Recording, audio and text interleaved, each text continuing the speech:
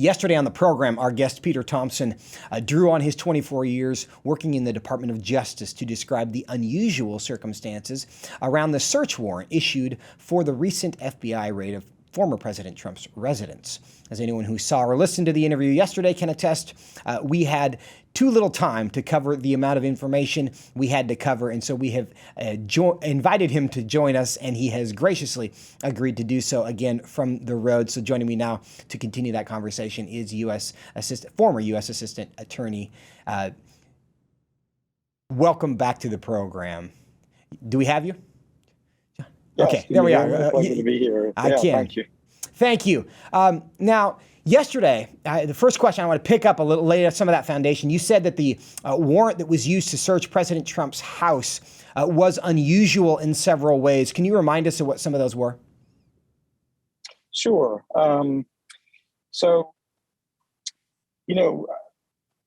warrant was very odd, and odd particularly based on the entire backdrop, right? The entire set of circumstances.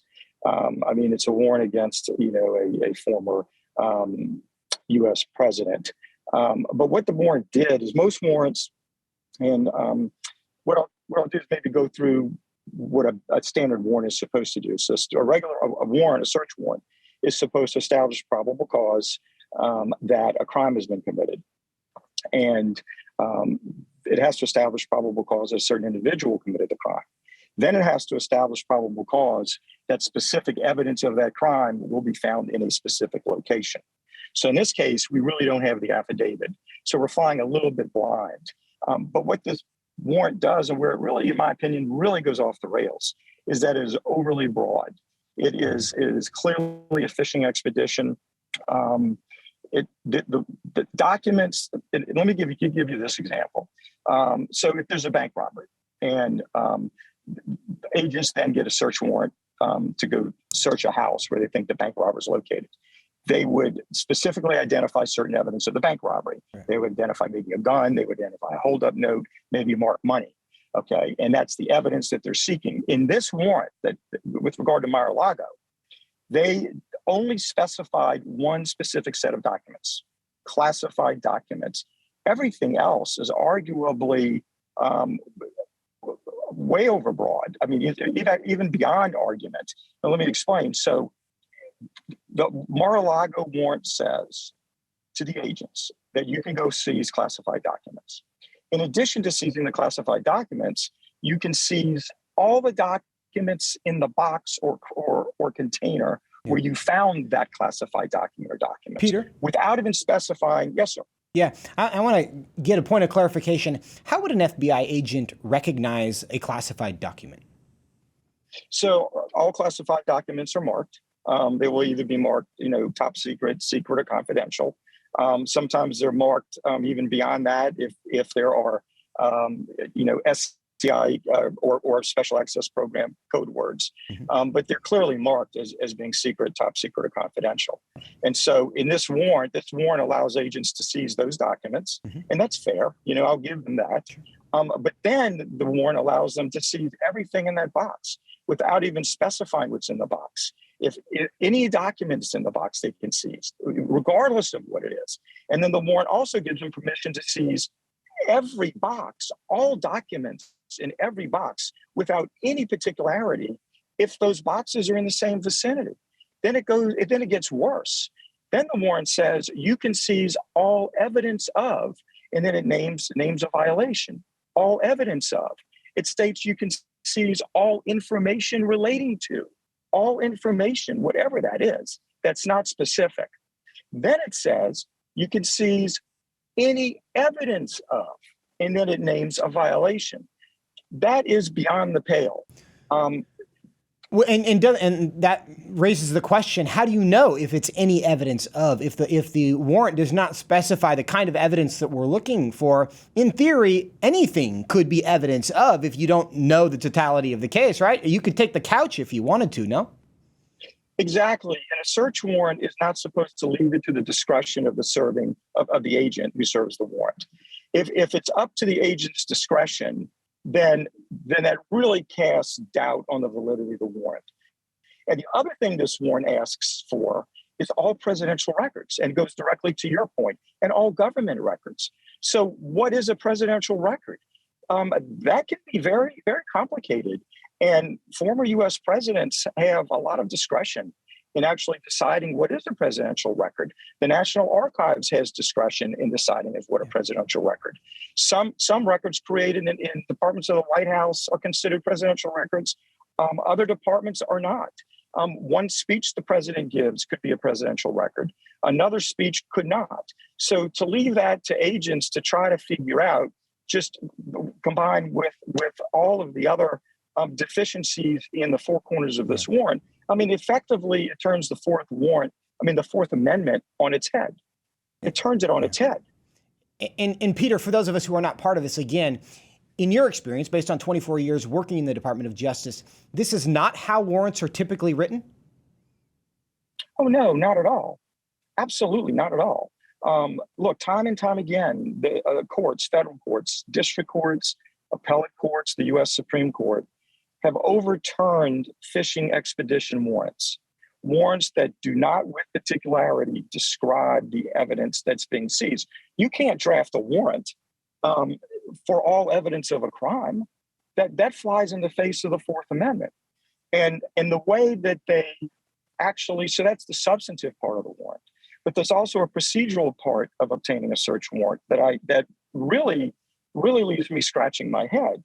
Of any magistrate that they could have gone to, in the Southern District of Florida has a number of federal magistrates.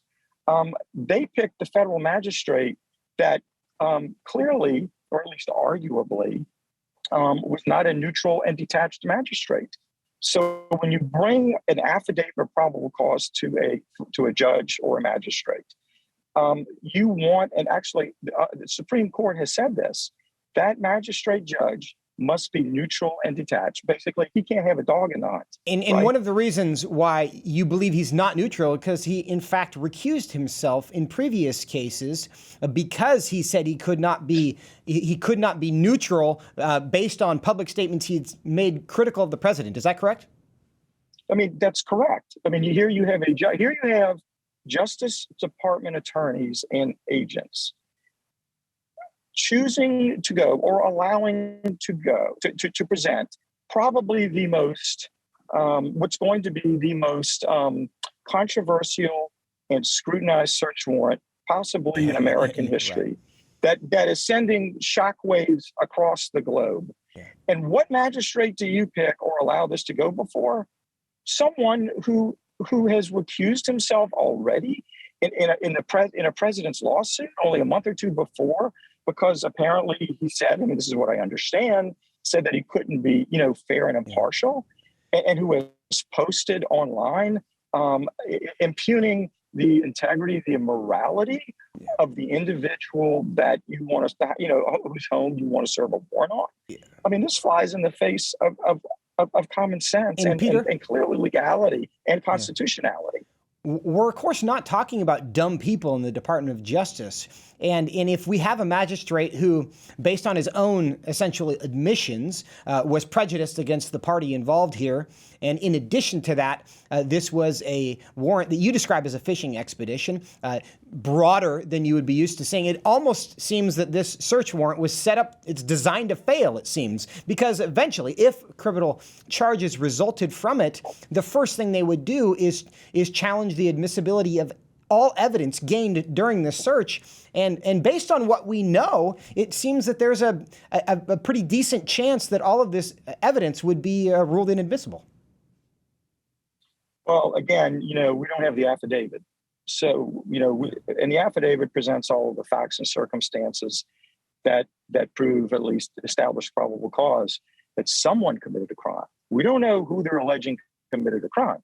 We don't know if they're alleging former President Trump or some other party of committing a crime. So we don't have that.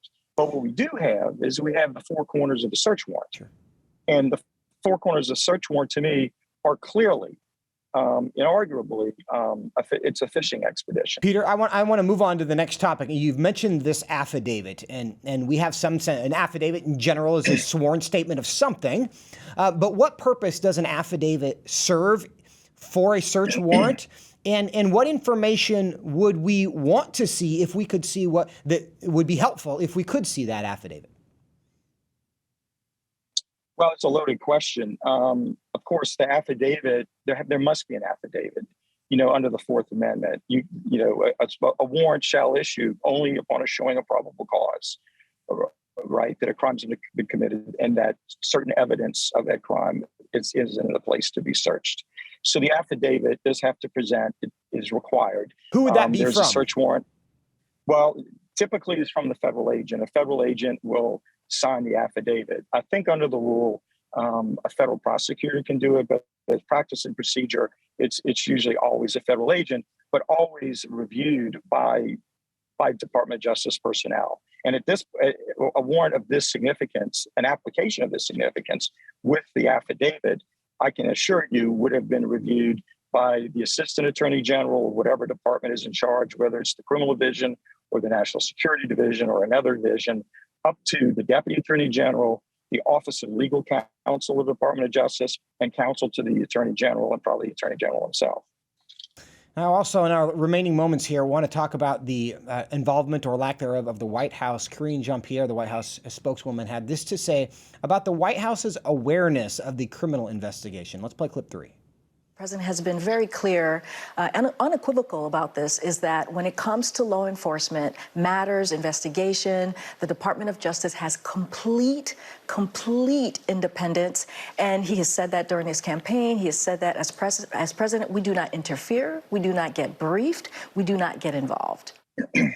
In your experience, would it be typical for the White House to be completely unaware of a criminal investigation of this kind in the Department of Justice? Well, typically, the White House would be unaware of the vast majority of criminal investigations. But an investigation of whoever's being investigated, we actually don't know because we don't have the affidavit.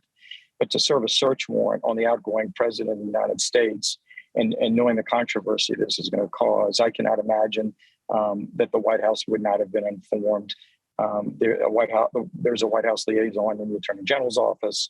The Office of Legal Counsel would have certainly reviewed this warrant, and the Office of Legal Counsel works very closely with White House counsel to advise not only the Attorney General and other components of the federal government, but also to provide legal advice to the White House. So I cannot envision any possibility that someone in the Department of Justice did not advise the White House that this warrant was going to be executed on President Trump's residence in Florida. Well, we have been surprised at how they've dealt with other situations, so you never know. Now, we're talking to Peter Thomson, 24-year veteran of the Department of Justice. You talked about the issue of these classified documents. Now, presidents have the ability to classify information. They also have the ability to declassify information. Would it have been possible for President Trump just to say that the information that he took is no longer classified information and therefore he has a right to take that? Yeah, so exactly as to what the process is, I think that's changed over the years. I think, I think President Obama issued an executive order. I think that relates to this, but generally, my understanding is that the president does have the right to classify. He is the chief executive. He is the commander in chief, and his legal authority flows from the Constitution.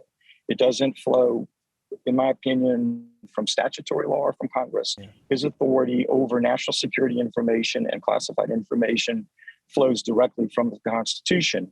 And in fact, the U.S. Supreme Court case, I believe it was Department of Navy versus Egan, and the Supreme Court actually noted that presidents do have the inherent constitutional authority to classify and declassify documents, and that authority does flow from the Constitution. So yes, he could have declassified these documents, any documents that he maintained. Then does it follow that President Biden could reclassify that information and say that he needs to have that back? Well, I think that's possible. I think other people in the government might, every other components have the ability to classify. Although, it's I'm unsure, because we don't have the warrant, as to whether this whole warrant concerned classified information or something else. It seems to concern classified information because they cite the Espionage Act, which is a remarkable act to cite in this warrant.